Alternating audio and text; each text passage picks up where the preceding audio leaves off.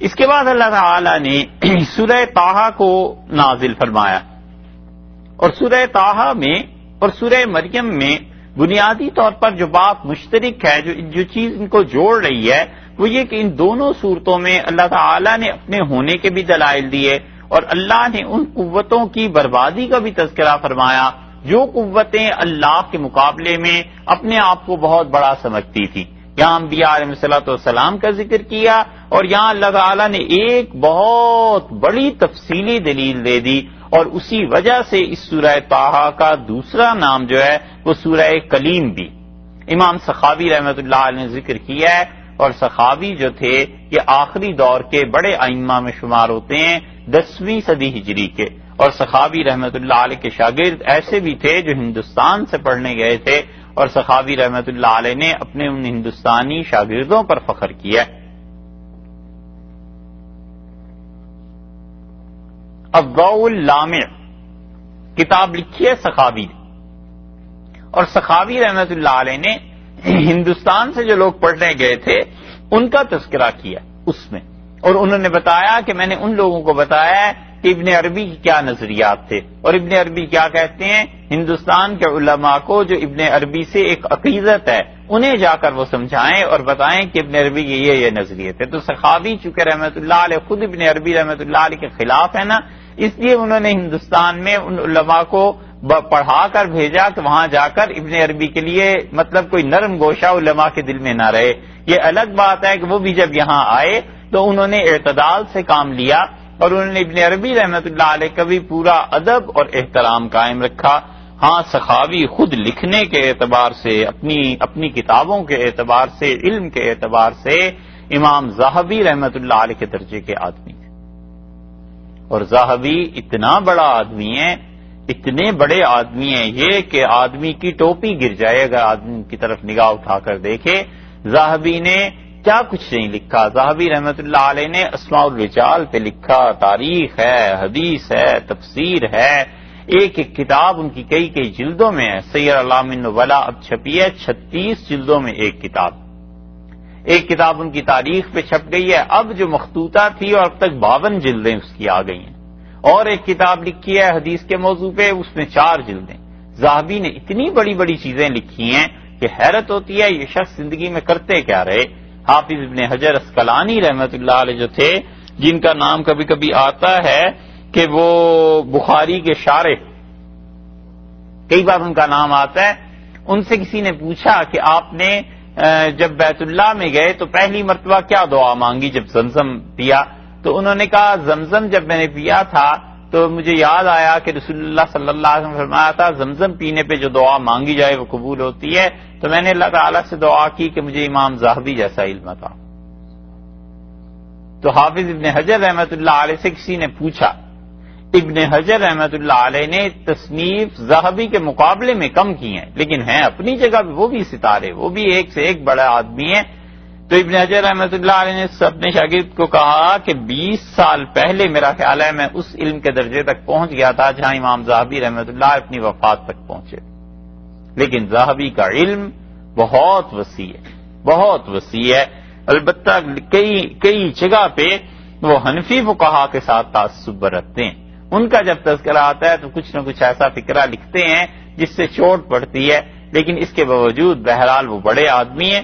ان کے مقابلے میں یہ امام سخاوی تھے، اور سخاوی رحمۃ اللہ علیہ نے اس سورت کا دوسرا نام سورہ کلیم ارشاد فرمایا ہے۔ وجہ اس کی یہ ہے کہ سورہ مریم میں اللہ تعالیٰ نے اتنے انبیاء علیہ السلام کا تفصیل سے ذکر کیا، یہاں اسی معاملے میں ایک پوری سورت اللہ نے نازل کر دی ہے۔ اس کو آخر تک آپ دیکھتے چلے جائیے تو آخری آیات بالکل آغاز کی چند آیات چھوڑ کے سارے کا سارا قصہ ہی حضرت موسیٰ علیہ السلام کا ہے۔ آخر پہ پہنچ کے حضرت آدم علیہ السلام کے متعلق بھی کچھ آیات ہیں، وغیرہ تو در حقیقت اس صورت میں ہے ہی حضرت موسیٰ علیہ السلام کا تذکرہ اس تفصیل سے کہ مفسرین میں سے اسی لیے بعض رات یہ لکھا ہے کہ قرآن پڑھتے ہیں تو کبھی کبھی خیال آتا ہے کہ بہت سا حصہ قرآن کا صرف موسیٰ علیہ السلام کی سوانح کے لیے یہ اللہ نے نازل کیا، اور اللہ تعالی نے اس صورت میں بہت سی چیزیں اور بھی رکھی ہیں جو وقت کے ساتھ ساتھ تشریح کے ساتھ اس کے برابر میں بیان ہوتی رہیں گی. تو اس صورت کو شروع اللہ تعالیٰ نے فرمایا طٰہٰ کے عنوان سے. طٰہٰ کا کیا مطلب ہے؟ کئی ایک اکابر مفسرین نے اسے رسول اللہ صلی اللہ علیہ وسلم کا نام گنا ہے، اور وہ کہتے ہیں کہ حضرت صلی اللہ علیہ وسلم کے اسماء گرامی میں سے یہ نام ہے. رسول اللہ صلی اللہ علیہ وسلم کے کتنے نام تھے، بہت سے لوگوں نے اسے جمع کرنے کی کوشش کی ہے.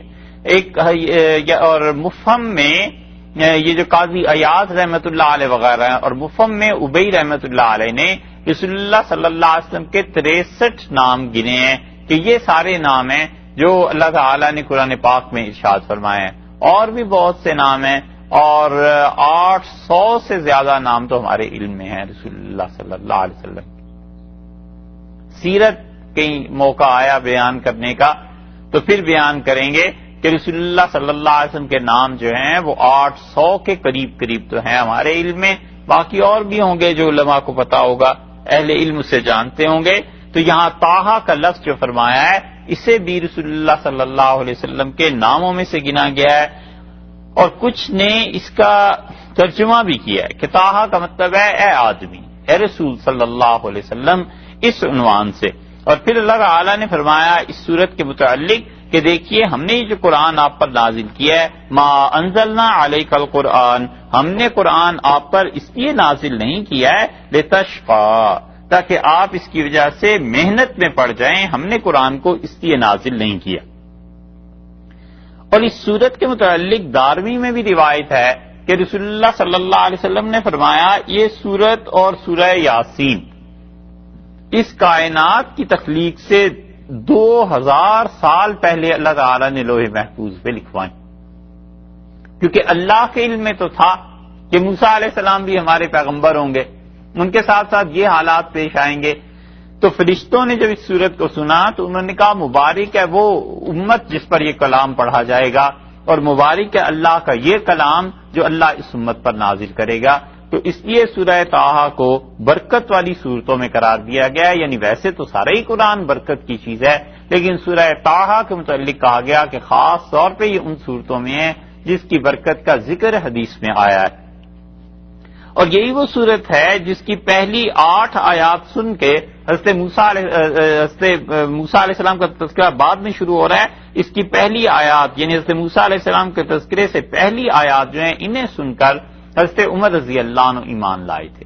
حضرت عمر رضی اللہ عنہ کا قصہ حدیث میں آتا ہے کہ وہ اپنے گھر سے نکلے اور وہ بہت پریشان تھے اہل مکہ کی ہجرت کے بعد، کیونکہ 5 نبوی میں ہجرت شروع ہو گئی تھی حبشہ کی طرف. تو حضرت عمر رضی اللہ عنہ کو اس بات کا دکھ تھا کہ مکہ مکرمہ آہستہ آہستہ خالی ہوتا جا رہا ہے. حتیٰ کہ انہوں نے ایک عورت سے پوچھا جو ہجرت کر کے جا رہی تھی، انہوں نے کہا تم لوگ کیوں چھوڑ کے جا رہے ہو مکہ؟ تو اس سے کہا تم لوگ جو رہنے نہیں دیتے ہمیں تو ہم سب لوگ یہاں سے چلے جائیں گے. حضرت عمر رضی اللہ عنہ کو اس بات سے بڑا دکھ ہوا اور انہوں نے اپنا چہرہ مبارک دوسری طرف پھیر لیا، اور وہ عورت اپنے شوہر سے جا کر بیان کرنے لگی. اس سے کہا کوئی راستے میں کسی نے روکا تھا؟ اس سے کہا روکا تو نہیں، لیکن خطاب کا بیٹا عمر ایسے ملا تھا، وہ پوچھ رہا تھا مجھ سے، اور میں نے اس کی آنکھوں میں نمی دیکھی ہے، یعنی اس کا رونے والی کیفیت ہو گئی تھی. تو اس نے کہا وہ صحابی رضی اللہ عنہ جا رہے تھے اپنی اہلیہ کے ساتھ ہجرت کر کے حبشہ، انہوں نے کہا اللہ کی قسم خطاب جو ہے نا اس کے گھر میں جو گدھا ہے نا بندھا ہوا وہ مسلمان ہو سکتا ہے، اس کا بیٹا عمر مسلمان نہیں ہو سکتا. کہ اس سے توقع نہ رکھنا، وہ اتنی سخت مزاج کا ہے. حضرت عمر رضی اللہ عنہ بھی گزر رہی تھی گراں چیزیں ساری کی ساری، ایک ایک کر کے اب لوگ شہر کو چھوڑنا شروع ہو گئے اور کوئی سمجھ میں آ نہیں رہی تھی کہ کریں کیا. آخر انہوں نے کہا اس کا حل یہی ہے کہ رسول اللہ صلی اللہ علیہ وسلم کو شہید کر دیا جائے، نہ یہ مرکز رہے اور نہ لوگ ان کے پاس آئیں اور نہ اسلام کی بات چلے، اور یہ کہہ کے وہ اپنے گھر سے تلوار لے کر چلے.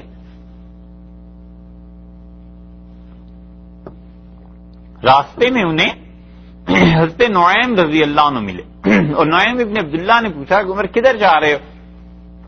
انہوں نے کہا یہ جو دین ہے نا اسلام اور محمد صلی اللہ علیہ وسلم کہتے ہیں انہیں قتل کرنے جا رہا ہوں.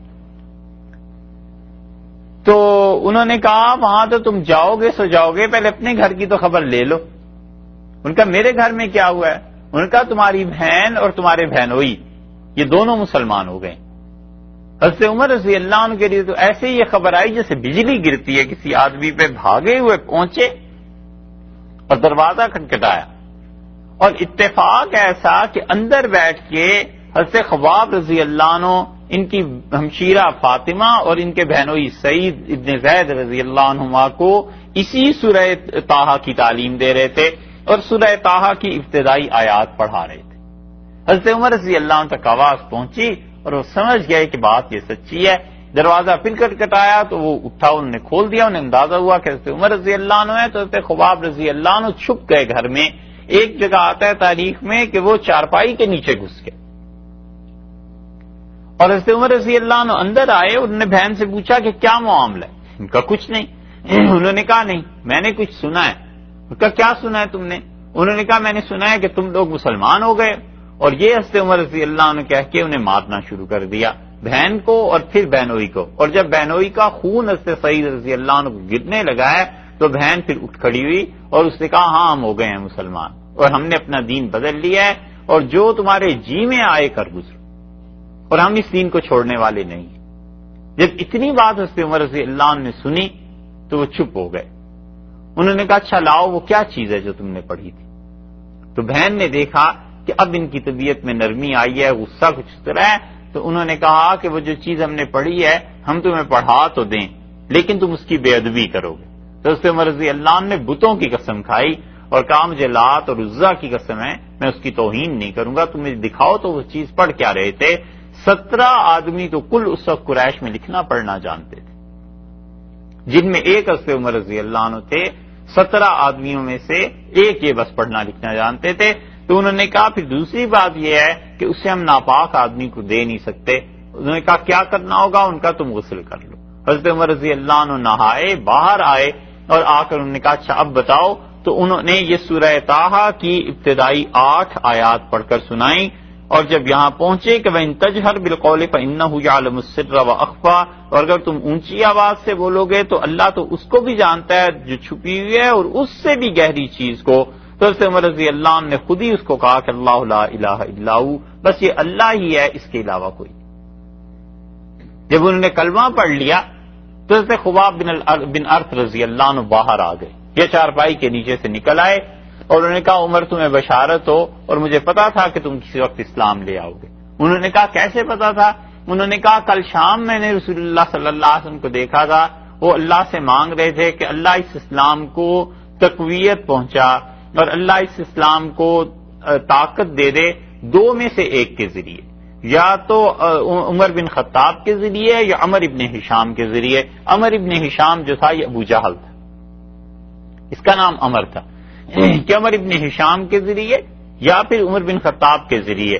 تو حضرت عمر رضی اللہ عنہ اس پہ چلے گئے رسول اللہ صلی اللہ علیہ وسلم کے پاس، اور مسلمانوں نے جب دیکھا حضرت عمر رضی اللہ عنہ کو آتے ہوئے تو وہ ڈر گئے، اور انہوں نے جا کے رسول اللہ صلی اللہ علیہ وسلم سے عرض کیا کہ عمر آ رہے ہیں، اور حضرت حمزہ رضی اللہ عنہ تلوار لے کے کھڑے ہو گئے۔ انہوں نے کہا اگر تو عمر آ رہا ہے کسی اچھی نیت سے تو وہ ہمارا بھائی ہے، اور اگر وہ آ رہا ہے کسی شر کے ارادے سے تو پھر میں بھی آؤں، پھر دیکھیں گے جو بھی ہو جائے گا۔ تو حضرت عمر رضی اللہ عنہ آئے اور رسول اللہ صلی اللہ علیہ وسلم کی قمیص پکڑ کے جھٹکا دیا انہیں، اور آپ نے فرمایا عمر ابھی تک تمہیں سمجھ نہیں آتی، ابھی تک وہ وقت نہیں آیا کہ تم ٹھیک ہو جاؤ۔ تو حضرت عمر رضی اللہ عنہ کہتے تھے میں نے رسول اللہ صلی اللہ علیہ وسلم سے عرض کیا کہ میں نے یہ سنا ہے اور میں اسلام کو قبول کرنے کے لیے حاضر ہوا ہوں۔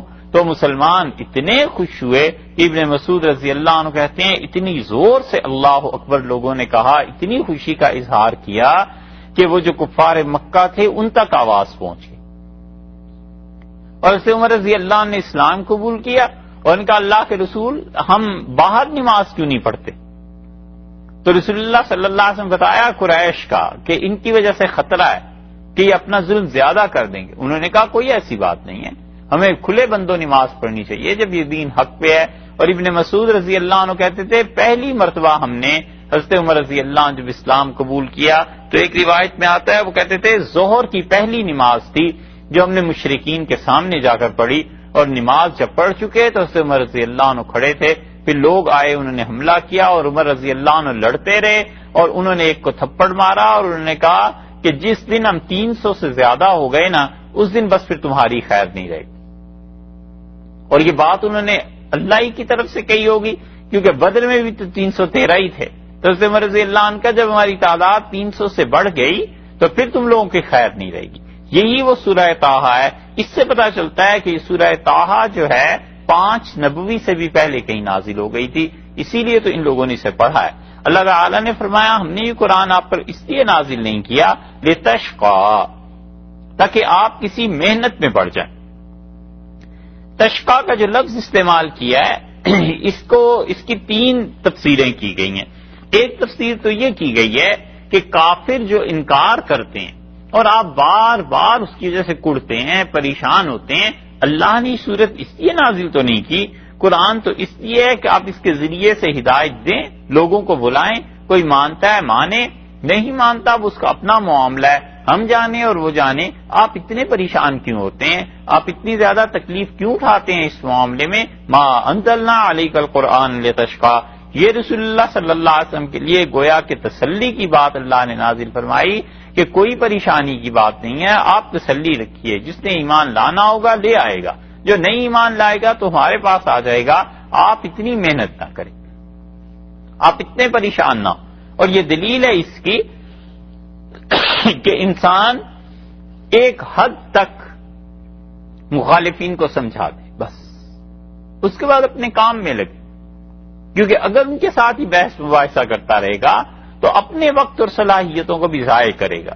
حق بات پہنچا دی، واضح کر دی، اللہ جانے اور اس کا کام جانے، اس سے زیادہ انسان مکلف نہیں رہتا.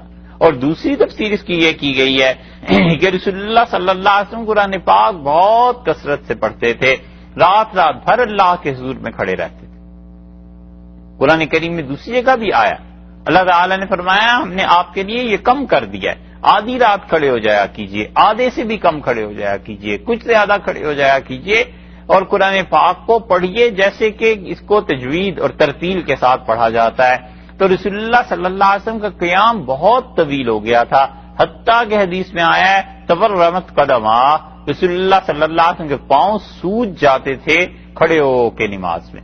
یہ تو مدینہ منورہ کی روایات ہیں، مکہ مکرمہ میں بھی کچھ کا حال اس سے کم نہیں تھا. تو کافروں نے تانا دینا شروع کیا اور انہوں نے کہا کہ یہ اسے علیاذ باللہ مصیبت پڑ گئی ہے، رسالت نہ ہوئی، اس کے لیے مصیبت ہو گئی. پہلے کچھ دیر آرام بھی ہو جاتا تھا، سو جاتا تھا، اب تو یہ رات رات بھر کھڑا رہتا ہے. اس کی وجہ سے دن کو اسے دیکھو پڑ رہا ہوتا ہے، رات کو دیکھو پڑ رہا ہوتا ہے.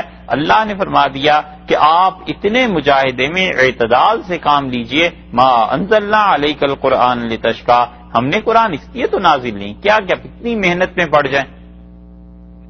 شفقت ہے، محبت ہے اللہ کی طرف سے کہ دیکھو ہم نے جو نازل کیا ہے اس لیے کہ آپ اعتدال کے ساتھ اس کے ذریعے ہمارا قرب حاصل کرتے رہیے، مگر اتنا زیادہ نہیں، بس ایک اعتدال کی حد میں رہنا چاہیے. اور تیسرے مفسرین کا وہ گروہ ہے جو کہتے ہیں کہ اس آیت کا تعلق رسول اللہ صلی اللہ علیہ وسلم سے ہے ہی نہیں بلکہ امت سے ہے، کہ امت کو یہ کہا گیا ہے کہ دیکھو ما انزلنا علیک القرآن لتشقى، ہم نے یہ قرآن اس لیے نازل ہی نہیں کیا کہ مسلمانوں تم محرومی کی حالت میں رہو.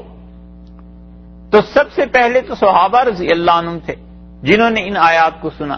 تو اللہ تعالیٰ نے فرمایا کہ ہم نے اس قرآن کو اس لیے نازل ہی نہیں کیا کہ تم محرومی کی حالت میں رہو. ایک وقت آئے گا جب تم غالب آ جاؤ گے، ایک وقت آئے گا جب تم لوگ سعادت اور نیکی اور تقوی میں اس دنیا کی امامت پر فائز ہو جاؤ گے. ایک وقت آئے گا جب تمہیں کبھی بھی محروم نہیں رکھا جائے گا. یہ قرآن اس لیے نہیں ہے کہ لوگ اس پر عمل کریں اور محنت کریں اور دنیا کی اقوام سے پیچھے رہیں، بلکہ جب تم اس پر کام کرتے رہو گے تو ہم تمہیں غالب کر دیں گے، بڑھا دیں گے. آگے فرمایا الا تذکرۃ لمن یخشی، لیکن یہ قرآن تو نصیحت ہے ان لوگوں کے لیے لمن یخشی جس کو ڈر ہے. جو اللہ سے ڈرنے والا ہے اس کو قرآن نصیحت ہے. اللہ سے ڈرنے والا کون؟ اللہ سے وہ ڈرتا ہے جس کو دوسری جگہ اللہ تعالی نے فرمایا کہ انما یخشی اللہ من عبادہ العلماء، اور اللہ کے بندوں میں اللہ سے ڈرنے والے وہ ہیں جنہیں اللہ تعالی کا علم ہے. علماء کا لفظ قرار دیا ہے، اس کا مطلب ہے جو آدمی بھی جس کو اللہ کا خوف گناہ سے باز رکھتا ہے وہ عالم ہے، وہ صاحب علم ہے. جس آدمی کو خدا کا خوف گناہ سے بچاتا ہے، گناہ سے باز رکھتا ہے، وہ عالم ہے، چاہے وہ پڑھا لکھا نہ ہو. اور جو آدمی گناہ کا ارتکاب کرتا ہے، چاہے وہ کتنا ہی پڑھا لکھا کیوں نہ ہو، اگر اللہ کا خوف نہیں تو وہ عالم نہیں. کیونکہ کرنا کیا ہے علم کو؟ علم بھی تو ذریعہ ہے نا عمل کا، اور عمل کر کے کیا کرنا ہے؟ اللہ کا قرب حاصل کرنا ہے. تو اللہ تعالی کا قرب اور اللہ کی اطاعت اور فرما برداری اس خوف کے واسطے سے حاصل ہو جائے. کتنا خوف ہو جائے کہ بندہ خدا کی نافرمانی نہ کرے، بس وہ صاحب علم ہے. اسی لیے رسول اللہ صلی اللہ علیہ وسلم نے عرض کیا دعا میں، اللہم اقسم لنا من خشیتک، اللہ مجھے اپنا اتنا خوف دے دے، ما تحول بہ بیننا و بین معاصیک، اللہ جو ہمارے درمیان اور گناہوں کے درمیان دیوار بن جائے. اتنا خوف خدایا تیرا چاہیے ہمارے درمیان اور گناہوں کے درمیان دیوار بن جائے. تو جو آدمی بھی اللہ کا خوف اسے روک دے گناہ سے، وہ عالم ہے. اور جس آدمی کو خدا کا خوف نہ روکے، چاہے وہ کتنا ہی پڑھا لکھا کیوں نہ ہو اور کتنا ہی محقق کیوں نہ ہو، وہ عالم نہیں ہے. اس لیے کہ جو اصل غرض تھی علم سے، وہ غرض اس نے ڈبو دی. اصل چیز جو علم سے حاصل کرنی چاہیے تھی، وہ چیز اس نے ڈبو دی. اسی لیے رسول اللہ صلی اللہ علیہ وسلم نے فرمایا کہ قیامت کے دن علماء کو بلایا جائے گا اور اللہ تعالیٰ ان سے کہے گا میں خوب جانتا ہوں جو تم کرتے رہے، ولا ابالی، لیکن مجھے کوئی پرواہ نہیں ہے کہ میں تمہیں معاف کرتا ہوں کیونکہ تم مجھ سے ڈرنے والے. یعنی اللہ کے خوف کے باوجود جو لغزشیں ہو جاتی ہیں، اللہ کے خوف کے باوجود کبھی کبھی انسان پر نفس کا، خواہشات کا جو غلبہ ہو جاتا ہے، اللہ نے اسے معافی کا فرما دیا کہ ہم اسے معاف کر دیں گے. باوجود ہے کہ ہمیں علم ہے تم جو کچھ کرتے رہے ہو، لیکن اس کے باوجود چونکہ ڈر تھا، خوف تھا، اس لیے اس کو ہم نے ہٹا دیا. اسی لیے جو ڈرتا ہے وہ صاحب علم ہے. امام شافعی رحمۃ اللہ علیہ کہتے تھے کہ جس کے آنسو خدا کے خوف سے بہہ پڑتے ہیں، بس وہ آدمی کا دل اللہ کی رحمت، اس کے علم کا مرکز آہستہ آہستہ بننا شروع ہو جاتا ہے. ایک تابعی تھے یا تبع تابعین میں سے تھے محمد ابن منقدر. وہ ان کے شاگرد کہتے ہیں کہ ہم نے دیکھا وہ کبھی کبھی روتے تھے اور اپنے آنسو چہرے پر مل لیتے تھے، ہاتھوں پہ مل لیتے تھے. ہم نے ان سے ایک دن پوچھا کہ یہ آپ کیوں کرتے ہیں؟ انہوں نے کہا رسول اللہ صلی اللہ علیہ وسلم نے فرمایا کہ جس انسان کے آنسو اللہ کے خوف سے یا اللہ کی محبت میں بہہ پڑے، اللہ تعالیٰ اس جگہ کو جہاں وہ آنسو پہنچیں گے عذاب نہیں دے گا. تو اس لیے میں سارے چہرے پہ ہاتھوں پہ مل لیتا ہوں کہ یہ ساری چیزیں اللہ کے عذاب سے محفوظ رہیں. اللہ کے ساتھ جب تعلق انسان کا ہو جائے تو اللہ تعالیٰ ایسی چیزیں بھی بندے کو سجھا دیتا ہے. اللہ نے فرمایا ہے یہ قرآن نازل اس لیے کیا ہے تذکرۃ لمن یخشی، نصیحت ہے اس انسان کے لیے جو خدا سے ڈرتا ہو. یعنی ڈر اللہ کا، خوف، معصیت سے اجتناب یہ پیدا کر لے تو قرآن اسے نصیحت بن جاتا ہے. قرآن اسے سکھا دیتا ہے کہ کیسے زندگی بسر کرنی. اسی لیے مفسرین کہتے ہیں اور امام غزالی رحمۃ اللہ علیہ نے جہاں یہ باب باندھا ہے کہ قرآن کی سمجھ کن لوگوں کے لیے حرام ہے، اس میں سے ایک آدمی ایسے کا بھی ذکر کرتے ہیں کہ جو انسان قرآن کو پڑھے اور قرآن پاک کو یاد کرے یا قرآن کا علم اس کے پاس ہو اور اس کا علم اسے اللہ کی نافرمانی سے باز نہ رکھ سکے. قرآن کی تعلیم کے باوجود اس انسان کی شخصیت میں تبدیلی نہ آئے تو کہتے ہیں ایسے شخص کو قرآن سمجھ نہیں آتا. کیونکہ کبیرہ گناہ ان کا کوئی جوڑ نہیں ہے قرآن کے ساتھ. قرآن تو دل کا برتن صاف کرتا چلا جاتا ہے تاکہ قرآن کا علم اللہ اس پہ نازل کرے، اللہ تعالیٰ اسے سمجھ دے اپنے پاک کلام کی. یہ روز برتن کو گندا کرتا رہے اور وہاں سے روز منجھائی ہوتی رہے تو آخر کب تک؟ ایک وقت تو آتا ہے جب یہ غالب آ جائے یا وہ غالب آ جائیں. اس لیے اللہ تعالیٰ نے فرمایا کہ ہم سے ڈرتا ہے نا، قرآن اس کے لیے نصیحت ہے، قرآن اسے بتاتا ہے کہ کیا کرنا ہے کیا نہیں کرنا. اسی لیے اللہ کا جو قرب قرآن کے ذریعے حاصل ہوتا ہے وہ کسی چیز کے ذریعے حاصل نہیں ہوتا. رسول اللہ صلی اللہ علیہ وسلم نے فرمایا کوئی چیز ایسی نہیں ہے جو تمہیں اللہ کے قریب کرے جتنا کہ وہ چیز جو خود خدا ہی سے آئی ہے. یعنی خدا کا کلام، اس کی تلاوت، اس کا پڑھنا، اسے یاد کرنا، اسے سمجھنا، اس کے مطابق اپنی عملی زندگی بسر کرنا، یہ سب چیزیں ہیں جو اللہ کے قریب کرتی ہیں. تنزیلاً ارشاد ہوا کہ نازل کیا ہے، اللہ تعالی نے اسے اتارا ہے. اس کا مطلب یہ ہے کہ کسی انسان کی لکھی ہوئی چیز نہیں ہے، یہ ہم نے نازل کیا ہے، ہم نے بھیجا ہے۔ تنزیلاً کا لفظ جو ہے یہ بتاتا ہے کہ نازل کیا گیا ہے قرآن ممن، اس ذات سے، خلق الارض، جس نے پیدا کیا زمین کو، والسماوات، اور آسمانوں کو، اور آسمان کیا ہیں؟ العلا، اونچے آسمان۔ تم غور کرو اس کائنات پہ، کتنی چیزیں اللہ نے بنائی ہیں، زمین بنا دی، آسمانوں پر غور کرو انہیں کتنا بلند اللہ نے بنایا ہے، اس اللہ نے اس قرآن کو نازل کیا ہے، کیونکہ یہ چیزیں جب تم غور کرو گے مخلوق پہ تو تمہیں خالق کی عظمت کا احساس ہوگا۔ تم جب دیکھو گے کہ زمین کیسی چیز ہے تو تمہیں لامحالہ یہ خیال آئے گا کہ اللہ جس نے پیدا کیا ہے وہ خود کیا ذات ہوگی۔ ایسے ہی جیسے کوئی انسان کسی چیز کو دیکھتا ہے اور نئی نئی چیزیں ایجاد ہو رہی ہیں نا، تو کئی مرتبہ آدمی سوچتا ہے کہ بجلی کتنی مؤثر چیز ہے، کتنی کام کی چیز ہے، جس نے بھی ایجاد کیا ہے پوری انسانیت پہ اس نے احسان کر دیا۔ ایسے ہی آدمی دیکھتا ہے کہ وہ چیزیں جو انسان کو بے ہوش کر دیتی، جن کی وجہ سے آپریشن ہو جاتا ہے، کہتا ہے یہ دوا جس نے ایجاد کی ہوگی بڑا انسانوں پر اس نے احسان کیا اور انسانوں کا بڑا وہ خیر خواہ تھا۔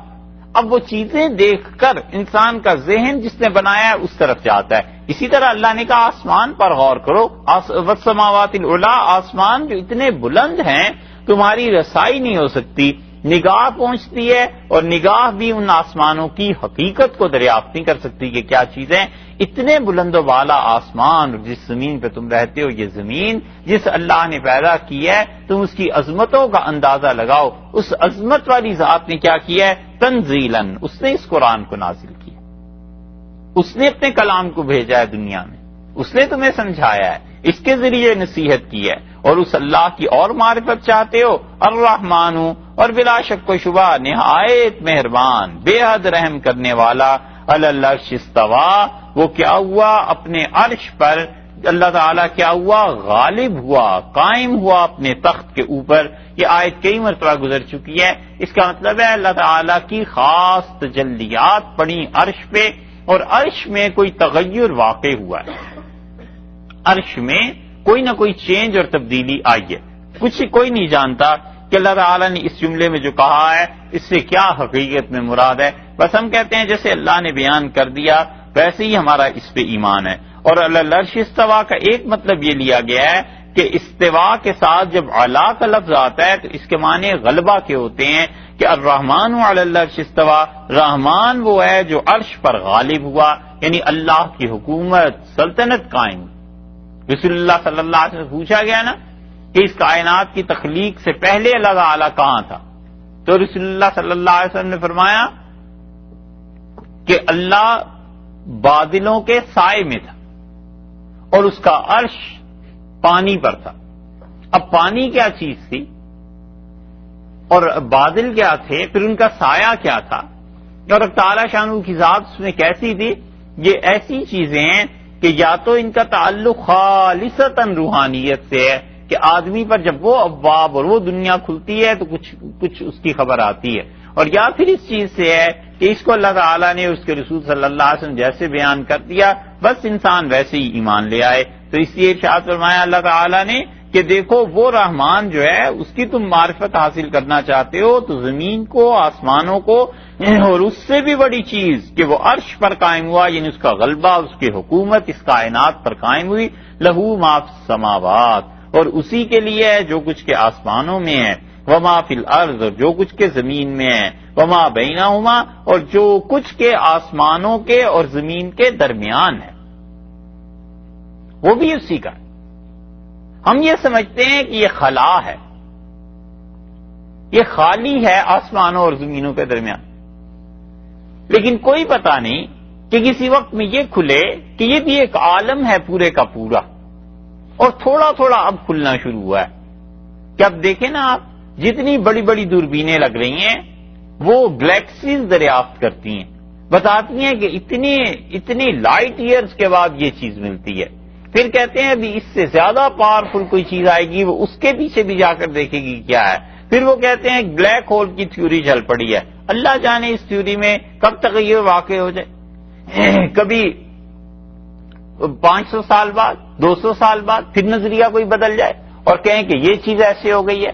یہاں سے پہلے لوگ بیٹھ کے دیکھتے تھے, کہتے ہیں مریخ میں یہ جو لائن ہے اس سے پتا چلتا ہے کہ یہاں پر دریا بہ رہے ہیں, اس نقطے سے پتا چلتا ہے کہ سمندر ہیں. اب وہ جا کر جب قریب سے جا کے تصویریں لی تو پتا چلا پانی ہی نہیں ہے وہاں, تو نہ دریا ہے اور نہ سمندر ہیں, وہ کوئی اور چیز ہے جو انہیں ملی. ممکن ہے یہ اور ترقی کر جائیں, پھر کوئی اور چیزیں دریافت ہو جائیں. اللہ کی کون سی مخلوق اس آسمان اور زمین کے بیچ میں رہتی ہے ہمیں تو علم نہیں ہے, لیکن ایک عالم ہے پورے کا پورا. اسی لیے فرمایا ہے کہ وما بینہما, یہ ان دونوں کے درمیان جو عالم ہے نا, اللہ اس کا بھی مالک ہے. اگر خلا ہی سمجھ لیں تو خدا اس کا بھی مالک ہے, ہوا سمجھ لیں تو اللہ اس کا بھی مالک ہے. وما, ان چیزوں کا بھی, تحت الثری, جو عالم گیلی مٹی کے نیچے. زمین کھود لیجئے, نیچے سے گیلی مٹی نکل آئی. اب آدمی کتنا کھودے اس زمین کو, پھر ہارڈ کور آ جاتا ہے, وہ ٹوٹتا نہیں. اس ہارڈ کور کے بھی نیچے کہیں گیلی مٹی ہے. اس گیلی مٹی کے نیچے کیا ہے؟ اللہ نے فرمایا ہم اس کے بھی پروردگار ہیں, میں اس کا بھی رب. مطلب یہ ہوا کہ کائنات کی کوئی ایسی چیز نہیں ہے جس پہ ہمارا قبضہ نہ ہو, جو ہماری حکومت سے باہر ہو, ہماری مملکت سے باہر ہو, ہماری بادشاہی سے نکلی ہوئی. اس کائنات کی کوئی ایسی چیز نہیں.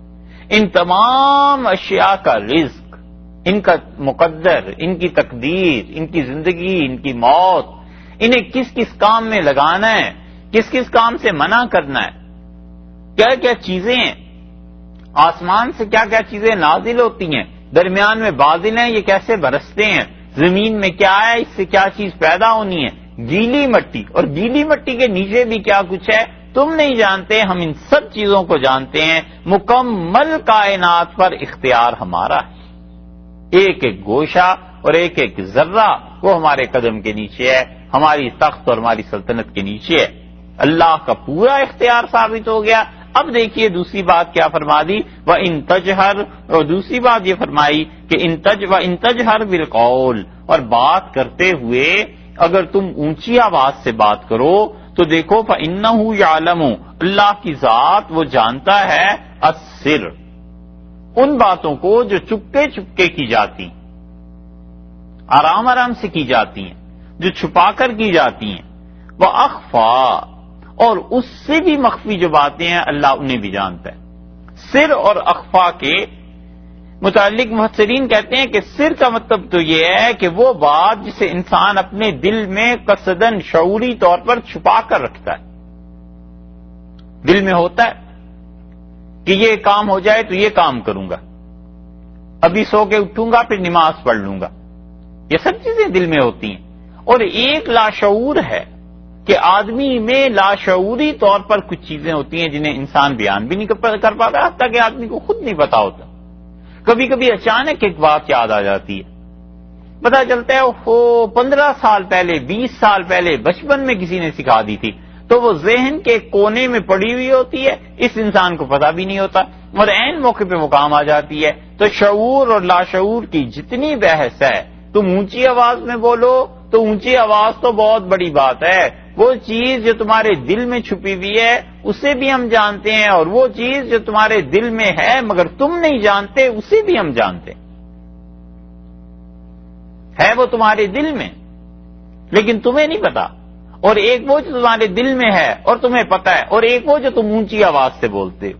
3 درجے ہو گئے نا. اللہ نے فرمایا تم کس طرح چھپا سکتے ہو کوئی بات, ہم ان سب چیزوں کو جانتے ہیں, ایک ایک بات ہمارے علم میں ہے, ایک ایک چیز کو ہم جانے ہوئے ہیں, ایک ایک چیز ہمارے قبضے میں. تو قدرت بھی اللہ کی اور علم بھی اللہ کا, جب یہ دونوں باتیں اسی کی ہیں تو دیکھو اللہ لا الہ الا ہو, اللہ کے علاوہ پھر کوئی پروردگار نہیں, کوئی الہ نہیں.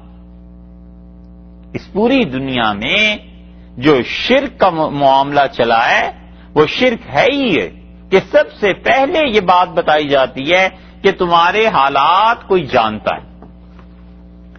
جب یہ یقین آ جاتا ہے کہ میرے حالات کو اللہ کے علاوہ بھی کوئی جانتا ہے تو پھر نیکسٹ سٹیپ پڑھاتے ہیں اور وہ کہتے ہیں تمہارا نفع بھی ہو سکتا ہے, نقصان بھی ہو سکتا ہے. فلاں دیوی وہ تمہارے حالات کو جانتی ہے, فلاں ستارہ وہ تمہارے حالات کو جانتا ہے. وہ یہاں سے یہاں جب موو کرے گا اور اس سے چل کے اس برج میں آئے گا تو پھر اس میں ایسی چیزیں پیدا ہو جائیں گی جو تمہیں نفع دیں گی اور تمہیں نقصان دیں گی. قمر در عقرب جب آ جائے گا، سورج جو ہے وہ عقرب کو کیا کہتے ہیں؟ اسکارپیو، بچھو، اسکارپیو نا. اس میں جب فلاں ستارہ آ جائے گا تو وہ دن تمہارے بڑے سخت گزریں گے. یہ ساری ہندوؤں کی اور یونان والوں کی میتھالوجی، اسٹرانومی ساری کی ساری، اللہ نے فرمایا ایک ایک چیز ہمارے قبضے میں. تو پہلے یہ ثابت کرتے ہیں کہ دیکھو علم ہے کسی کو، علم کے بعد پھر ثابت کرتے ہیں کہ اسے اختیار بھی ہے، وہ نفع اور نقصان بھی کر سکتا ہے. تو جب دو چیزیں جمع ہو گئیں کہ اسے علم ہو گیا اور نفع اور نقصان کا مالک ہو گیا، اب اس کی عبادت شروع ہو گئی. اچھا ہمارا نقصان ہو جائے گا، کیا کریں؟ وہ کہتا ہے اس کے نام کا ایک جانور ذبح کر دو. اچھا نفع کیسے حاصل ہو سکتا ہے؟ اس کے نام کی مالا جپنے لگو، اس کا نام 1000 مرتبہ پڑھا کرو. وہ بیٹھ کے مندر میں 1000 مرتبہ پڑھتا ہے. وہ کہتا ہے کہ کہیں ایسے ہو جائے کہ نفع مل جائے، پیسہ مل جائے، اور کہیں ایسے نہ ہو کہ نقصان ہو جائے اور کوئی مصیبت آ جائے. یہ ساری کی ساری چیزیں اللہ نے بتا دیا کہ یہ دونوں صفات جس میں جمع ہو جائیں، نفع اور نقصان کی قدرت اور تمہاری زندگی، تمہارے حالات کا علم، اور اس کے بعد جو تم اس کی تعظیم کرو وہ عبادت. تو اللہ نے دونوں کی نفی کر دی. اللہ نے کہا گیلی مٹی کے نیچے بھی جو ہے نا وہ بھی ہماری ہی چیز ہے، کسی اور کی نہیں ہے. اور تمہارے حالات ہم تو تمہیں اتنا جانتے ہیں جتنا تم خود اپنے آپ کو نہیں جانتے. تمہیں تو پتہ ہی نہیں ہے جو تم چیزیں جانتے ہو، اور تمہیں پتہ نہیں تمہارے لاشعور میں چلی گئی. ہم جانتے ہیں کس وقت تم کیا کرو گے. اللہ لا الہ الا ہو، اللہ کے علاوہ کوئی الہ نہیں. یہ ہے لا الہ الا اللہ. اس لا الہ الا اللہ کو وہ مشرکین خوب سمجھتے تھے. وہ سمجھتے تھے کہ رسول اللہ صلی اللہ علیہ وسلم جو کہہ رہے ہیں کہ لا الہ الا اللہ، اللہ کے علاوہ کوئی الہ نہیں ہے، تو اس کا مطلب کیا ہے؟ اس کا مطلب یہ ہے کہ وہ ہمارے معبودوں کے علم اور ہمارے معبودوں کے اختیار، ان دونوں کو چیلنج کر رہے ہیں، ان دونوں کو کاٹ رہے ہیں کہ اللہ کے علاوہ تمہارے معبود جو ہیں ان کا علم بھی کچھ نہیں ہے، اور جو تمہارے معبود ہیں اللہ کے علاوہ ان کے اختیارات بھی کچھ نہیں ہے، بس اختیار بھی اللہ کا اور علم بھی اللہ کا ہے. یہ ہیں چیز. اسی لیے تو وہ پڑھتے نہیں تھے لا الہ الا اللہ. اسی لیے تو وہ کہتے تھے، آگے چل کے سورہ صاد میں آ رہا ہے، اجعل الالہۃ الہا واحدا، اتنے ہمارے خدا اس نے سارے پکڑ کے ایک خدا بنا دیا. ان ھذا لشیء عجاب، یہ تو بڑی عجیب چیز ہے. ایک جگہ ان ھذا لشیء یراد، یہ تو ایسی چیز ہے کہ اس کے پیچھے اس کے اپنے ذاتی مقاصد ہیں، کچھ حاصل کرنا چاہتا ہے اس طرح کر کر کے. اسی لیے لا الہ الا اللہ کی فضیلت حدیث میں آئی ہے. اور اللہ تعالی نے اسی لیے فرمایا تھا نا، هل تعلم له سمیہ، کیا تمہیں اس اللہ کے علاوہ کوئی اور بھی معلوم ہے اس کائنات میں جس کی ایسی عمدہ شان ہو، ایسی عالی صفات ہوں جیسے اللہ کی؟ هل تعلم له سمیہ، کیا تمہیں کوئی اور بھی پتا ہے جس کا ایسا نام ہو جیسا نام اللہ کا ہے؟ یہ بھی ویسے عجیب اتفاق ہے کہ ان مشرکین نے اپنے بتوں کے ہزاروں نام رکھے، لیکن اللہ نام کسی کا بھی نہیں رکھ پائے. اللہ نے اپنے نام کو بچا لیا. کوئی ایسا نہیں ہے جس نے اپنے بت کا نام اللہ بھی کبھی رکھ لیا، اب تک تو دریافت نہیں ہوا.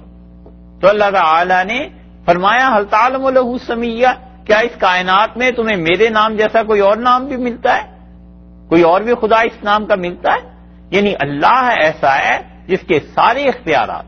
اسی لیے رسول اللہ صلی اللہ علیہ وسلم نے اس لا الہ الا اللہ کے متعلق فرمایا کہ من کان آخر کلامہ لا الہ الا اللہ، جس انسان کا آخری جملہ لا الہ الا اللہ ہوا تو اللہ اسے جنت میں بھیج دے، کیونکہ اس نے مرتے ہوئے بھی اللہ کے اختیار کی، اللہ کے علم کی گواہی دی. اس نے مرتے دم تک اللہ کے علاوہ اختیار اور علم کسی کا تسلیم نہیں کیا.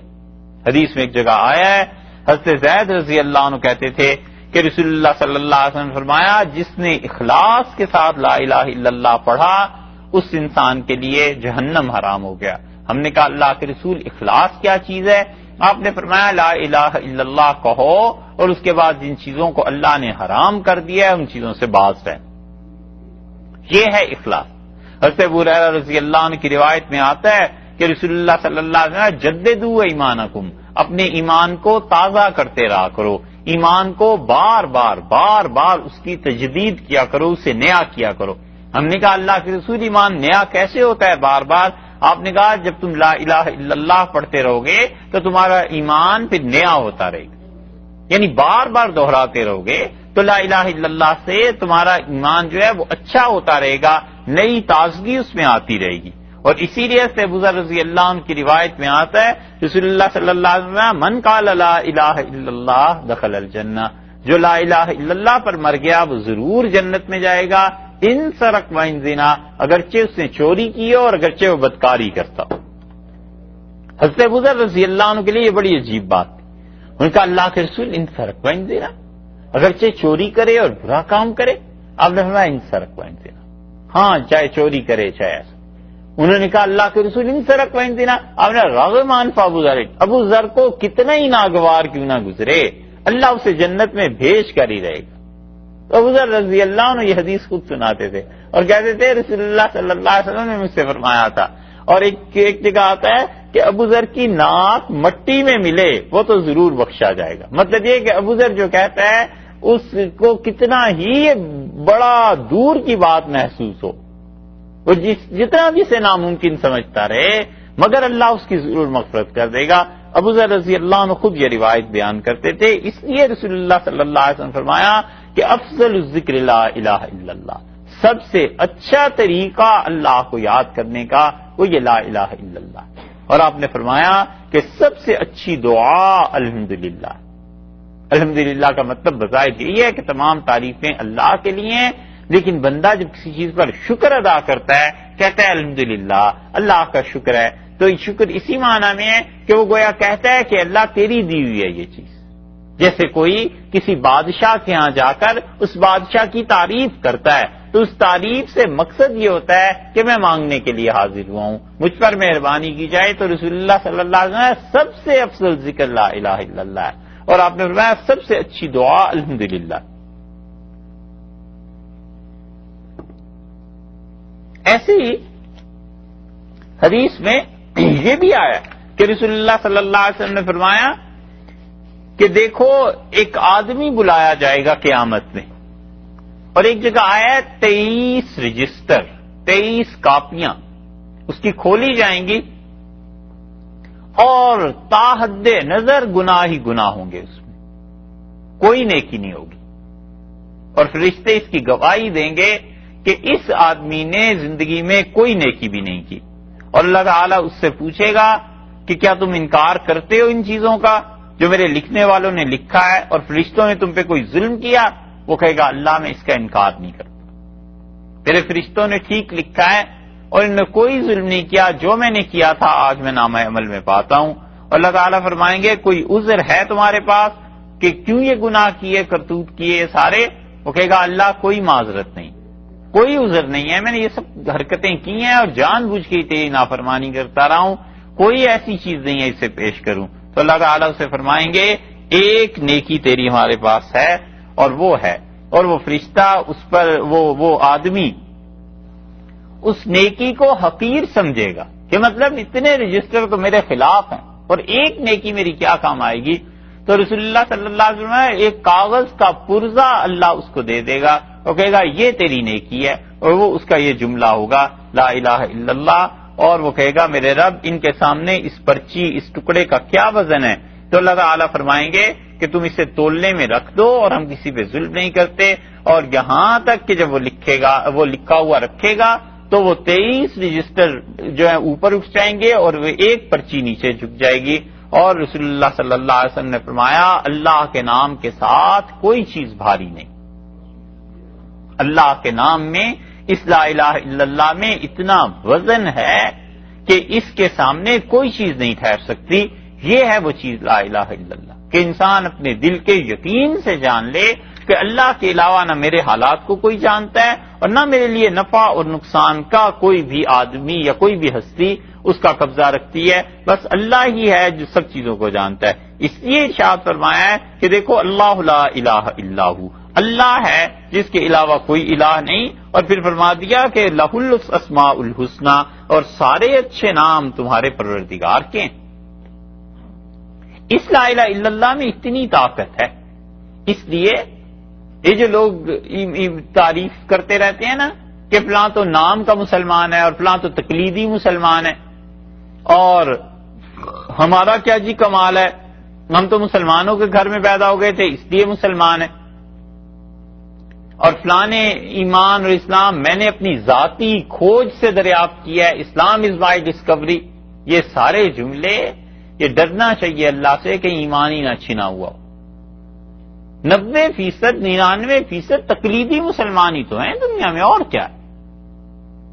کیا صحابہ رضی اللہ عنہم نے تو رسول اللہ صلی اللہ علیہ وسلم کو دیکھا تھا؟ ان کی اولادوں نے بھی رسول اللہ صلی اللہ علیہ وسلم کو دیکھ لیا تھا، وہ اپنے آباء و اجداد کے ذریعے ہی مسلمان ہوئے تھے۔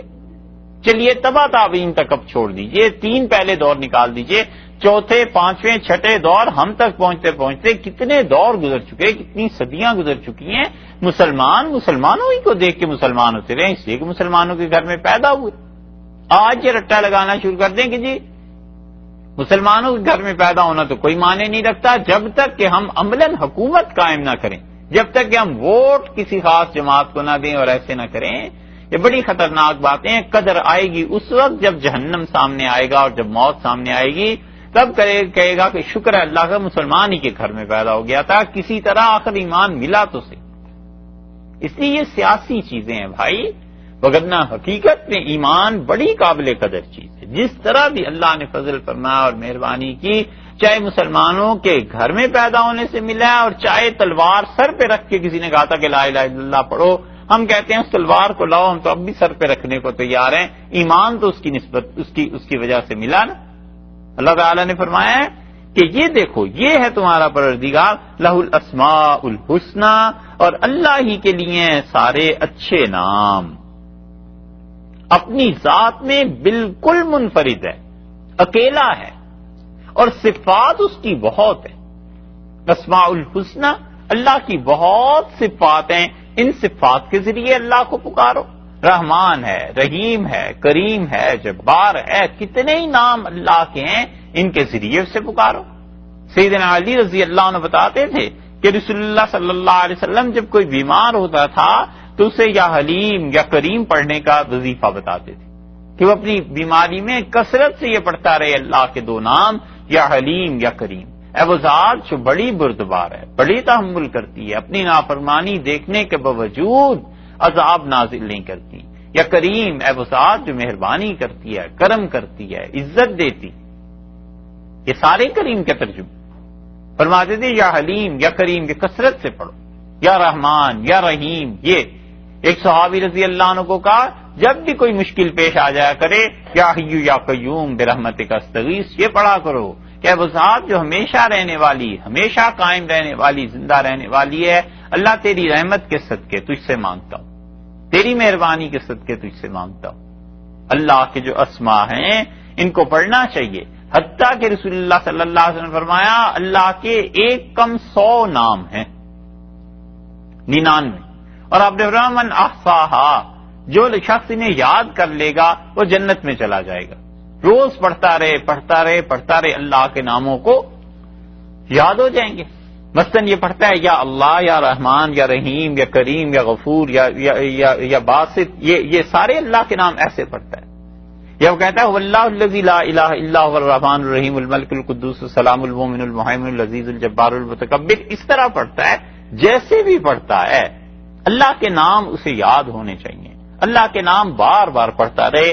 اللہ نے فرمایا لہ الاسماء الحسنی، اور جتنے بھی اچھے نام ہیں نا یہ سب تمہارے پروردگار کے نام ہیں، اسے پکارو ان ناموں کے ذریعے، ان ناموں کا صدقہ دے کے، ان ناموں کا حوالہ دے کے، ان ناموں کی بات کر کے اللہ سے پکارو۔ اللہ کو خوشی ہوتی ہے اس سے جو بندہ اس کے نام پڑھتا ہے، اس کے نام جپتا ہے۔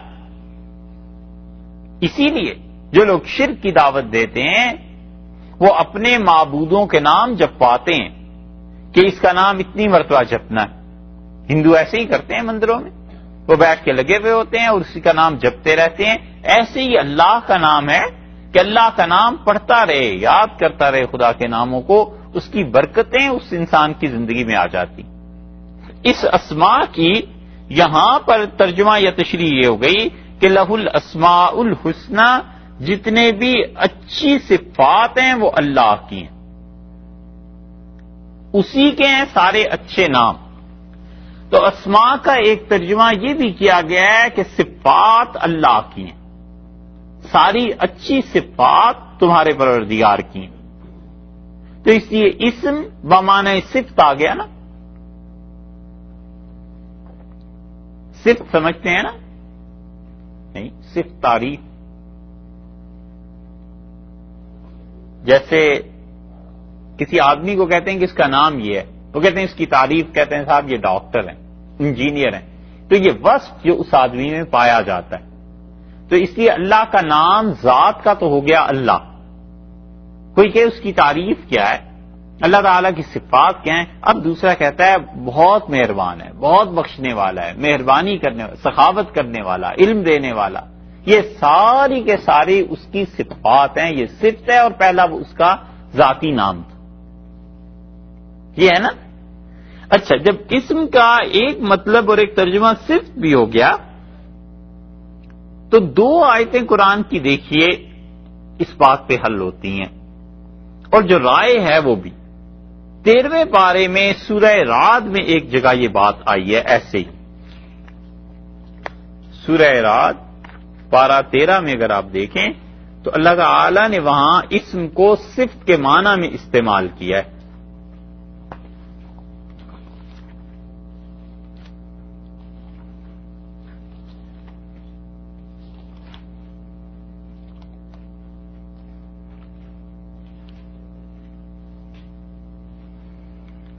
پارہ 13 سورہ رعد 13ویں سورت ہے 13، اور آیت نمبر اس کی وہ بھی 33.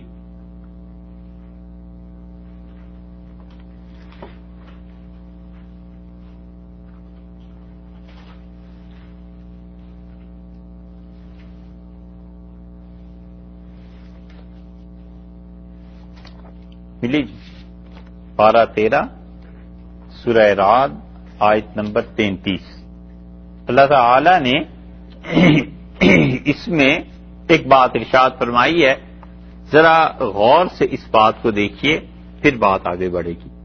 افمن ہوا قائم علی کل نفس، بھلا جو شخص کھڑا ہے، جو ہستی قائم ہے ہر کسی کے سر پر، بما کسبت، جو کچھ کے اس نے کرتوت کیے، یعنی اللہ کی ذات ہر ایک کو دیکھ رہی ہے جو کسی آدمی نے کام کیا ہے. وجعلوا للہ شرکاء، اور لوگ شریک ٹھہراتے ہیں اللہ کے ساتھ دوسروں کو.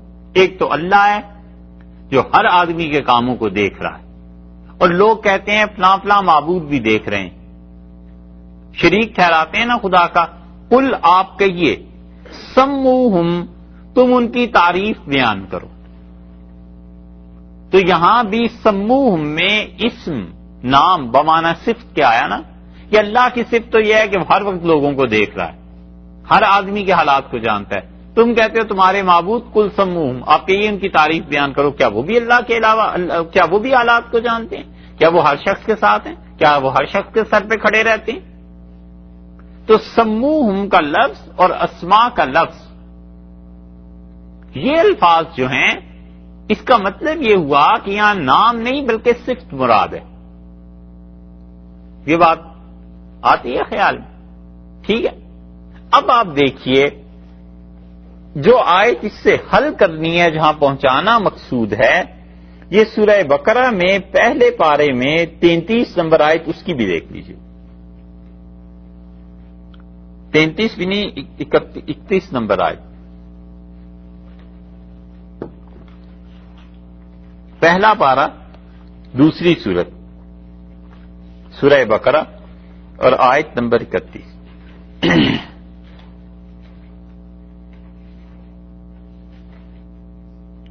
حضرت آدم علیہ الصلوۃ والسلام کی پیدائش کا تذکرہ ہے. پہلا پارہ ہے، دوسری سورت ہے، اور 31 آیت نمبر.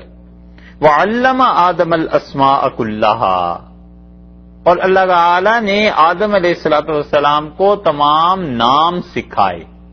یہی ہے نا؟ مفسرین میں سے وہ گروہ جو کہتا ہے کہ اس کا مطلب ہے اللہ نے اپنی تمام صفات آدم علیہ السلام کو سکھائیں، وہ یہی دلیل دیتے ہیں. وہ کہتے ہیں اسم بمعنی صفت کے، تعریف کے، اور اللہ نے بھی خود فرما دیا کہ قل سموہم 13ویں پارے میں کہ یہ اللہ تو وہ ہے جو ہر آدمی کے سر پہ کھڑا ہے، اسے پتہ ہے ہر ایک کا. تم اپنے معبودوں کی تعریف بتاؤ، کیا تمہارے معبودوں میں بھی صفت ہے؟ نہیں ہے نا. کل سموہم، آپ کہیے ان کی تعریف کیا ہے، کیا وہ بھی ایسے ہیں؟ نہیں. تو یہاں پر علم آدم الاسماء کلھا، اللہ نے تمام نام آدم علیہ الصلوۃ والسلام کو بتائے. اس کا مطلب ہے کہ آدم علیہ الصلوۃ والسلام کو جب اللہ نے پیدا کیا تو اللہ نے اپنے اسماء کی تجلیات ان پر ڈالی. اللہ تعالی نے رحمت کی تجلی ان پر ڈالی، تو ان میں اور ان کے بعد ان کی اولاد میں رحمت کی صفت آ گئی. اللہ تعالی نے ان پہ تجلی ڈالی بڑائی کی، عظمت کی، تو ان میں اور ان کی اولاد میں وقار اور تجمل اور بڑائی اور یہ جذبات آئے اچھے معنی میں. اللہ تعالی نے ان پر تجلی ڈالی علم کی، اور اس کے ذریعے حضرت آدم علیہ السلام میں اور پھر ان کی باقی اولاد میں علم آ گیا. تو یوں تجلیات کی وجہ سے اللہ کی صفات کی تجلیات پڑی آدم علیہ السلام پہ، اور ان کی اولاد میں بھی یہ چیز آ گئی. اس لیے وہ اس آیت کی تفسیر ایسے کرتے ہیں. یہ ہے چیز، اور یہ تفسیر اس سے بہتر ہے کہ آدم علیہ السلام کو اللہ تعالیٰ نے نام سکھائے، یعنی یہ ہنڈیا ہے، یہ پرچ ہے، یہ پیالی ہے، یہ چمچا ہے، یہ چیز ہے، یہ چیز ہے. اس سے یہ تفسیر بہتر کہ اسم سے مراد صفت لی جائے اور صفات میں وہاں کہا جائے کہ اس پہ آدم علیہ الصلوۃ والسلام کو اللہ تعالیٰ نے اپنے ناموں کی اپنی تجلیات کی تعلیم دی. اللہ تعالیٰ نے فرمایا اللہ لا الہ الا ہو، اللہ کی ذات، اس کے علاوہ کوئی الہ نہیں. لہ الاسماء الحسنی، اور جتنے بھی نام صفاتی ہیں یہ سب کے سب اللہ کے، سب کے سب اللہ تعالی ہی کے لیے. یہ وہ آیات تھیں جنہیں سن کے حضرت عمر رضی اللہ عنہ مسلمان ہو گئے. اقبال نے اسی لیے ان کے متعلق کہا، حضرت عمر رضی اللہ عنہ کو اسلام کی دعوت اپنی ہمشیرہ بہن سے ملی نا، تو اقبال کہتے ہیں کہ نمیدانی کے سوزے کے راتے تو عورت نہیں جانتی کہ اس کے قرآن پڑھنے نے دیگرگوں کر تقدیر عمر را، عمر کی تقدیر تبدیل کرتی تھی. وہ بھی ایک عورت تھی جس نے قرآن پڑھا تھا، اور سیدنا عمر رضی اللہ عنہ کی تقدیر اس کی قرات نے، اس کے قرآن پڑھنے نے بدل دی. تو مراد اقبال کی تو خیر یہ ہے کہ مائیں جب قرآن پڑھتی ہیں نا تو پھر اولادوں پر، ان کی طبیعت پر اس کا اثر جمتا ہے. اب اگلی آیت سے حضرت موسیٰ علیہ الصلوۃ والسلام کے متعلق بات اللہ نے شروع کی ہے، اور یہ بات یہاں سے جو شروع ہوئی ہے اس سورت کے بالکل آغاز سے اس کو اللہ تعالیٰ آخر تک لے گئے ہیں، اور سارے کا سارا تذکرہ اس سورت میں حضرت موسیٰ علیہ الصلوۃ والسلام ہی کا ہے، اور کچھ تذکرہ آخر پہ چل کے حضرت آدم علیہ الصلوۃ والسلام کا آ جاتا ہے ان کی تخلیق کے متعلق. وگرنہ تقریباً یہ پوری سورت جو ہے وہ حضرت موسیٰ علیہ الصلوۃ والسلام ہی کے متعلق ہے، اور فرعون اور اس کے ساتھ ساتھ جو کچھ معاملات ان کی زندگی میں پیش آئے اللہ تعالیٰ نے اس سورت میں ان کے لیے یہ ساری چیزیں بیان کر دی ہیں. یعنی 100 کے قریب آیات جو ہیں اس سورت کی یہ سب حضرت موسیٰ علیہ الصلوۃ والسلام کے متعلق ہیں. 35 آیات جو ہیں یا 36 آیات جو ہیں اس کے علاوہ.